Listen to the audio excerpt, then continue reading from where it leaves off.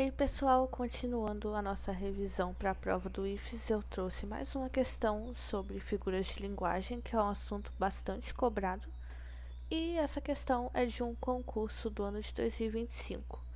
Ela traz esse texto, então vamos ler ele para depois ler o enunciado. Por que se apavora o falante apavorado? Escrevendo profissionalmente sobre a língua portuguesa brasileira já faz um quarto de século, esbarrei muitas vezes com a figura do falante apavorado.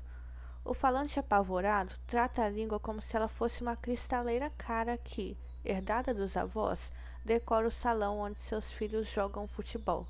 Vive em sobressalto o coitado, à espera do chute forte que vai estilhaçar seu tesouro. E é um texto que foi publicado no Jornal da Folha de São Paulo. Então a gente percebe nesse trecho do texto que ele fala sobre uma pessoa que fala a língua portuguesa, só que trata a língua portuguesa como se fosse assim uma herança dos avós, aquela coisa que ele deixa ali guardado e que ninguém pode mexer, que ninguém pode olhar para ela. Então ele trata a língua como se ela fosse algo antigo que tem que ser cuidado e preservado, não como uma coisa que a gente pode usar no dia a dia e que está em constante transformação, né? Então vamos ler aqui agora o enunciado. Na passagem, o falante apavorado trata a língua como se ela fosse uma cristaleira cara, que herdada dos avós decora o salão onde seus filhos jogam futebol. No segundo parágrafo. A ideia do preciosismo atribuído à língua foi construída por meio da figura de linguagem conhecida por. E aqui a gente tem as alternativas. Então ele está pedindo, nesse trecho aqui, qual é a figura de linguagem que está sendo usada. E ele traz as opções. A letra A fala que é uma metonímia. Então vamos relembrar mais uma vez o que é a metonímia. A metonímia é quando a gente substitui uma palavra por outra com base em uma relação de proximidade, seja por causa e efeito, autor e obra, etc. E aqui a gente tem o exemplo que eu já falei em um vídeo anterior, né? Que quando a gente fala o Brasil ganhou ouro nas Olimpíadas. O Brasil não ganhou o ouro em si, o Brasil ganhou uma medalha de ouro nas Olimpíadas. Então perceba que a gente substituiu a palavra medalha de ouro, né, por ouro somente. E a gente consegue entender do que se trata lendo a frase no contexto correto. Quando a gente fala ele tem uma boa cabeça, a gente não está elogiando a cabeça da pessoa, a gente está elogiando a inteligência dela.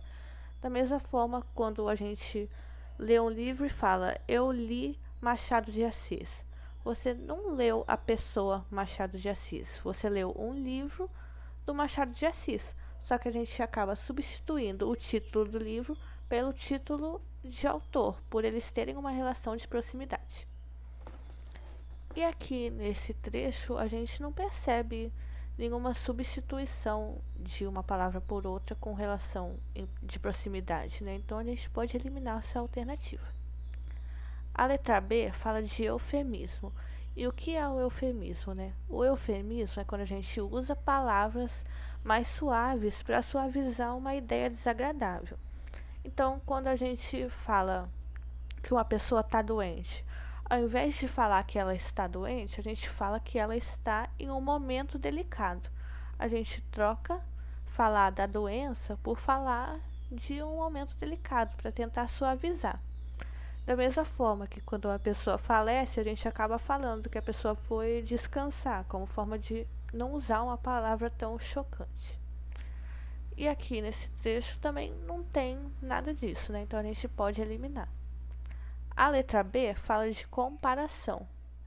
E a comparação é quando a gente compara um elemento com outro fazendo uso de palavras comparativas. E essas palavras comparativas são o como, o tal qual ou o parece. E aqui no texto a gente percebe que, nesse trecho aqui, realmente tem a palavra como, que traz essa ideia de comparação. E ele compara a língua portuguesa com uma cristaleira cara, através dessa palavra comparativa como. Então, realmente, essa alternativa está correta. E a letra D fala de prosopopeia. E a prosopopeia é quando a gente atribui ação humana a algo inanimado. E aqui tem outro exemplo, né? O cachorro sorriu para o dono. A gente tem a frase dele falando que o cachorro sorriu, só que assim, por mais que o cachorro seja um ser vivo, ele não é um ser humano. E a ação de sorrir é uma ação atribuída ao ser humano. Então a gente tem também um exemplo de prosopopeia. E no texto a gente não vê nada desse tipo. Então a gente pode eliminar essa aqui também. E realmente a letra C, comparação.